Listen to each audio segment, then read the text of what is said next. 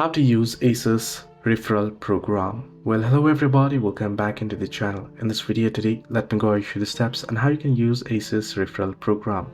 To use the ASOS referral program, you want to first open up your account. You want to log into your account either on the app or web and find your refer a friend option.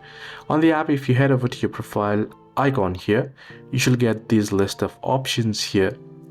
Now, while you see these options, as you can see, there is no any refer a friend option here.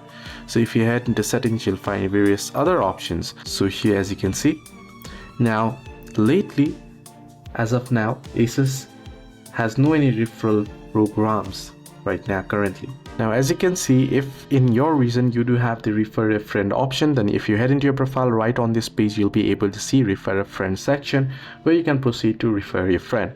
You can share the code and they can enter in that code while during login or sign up process, and you can get benefited and earn points from it. Hope this video was helpful. Do like and subscribe.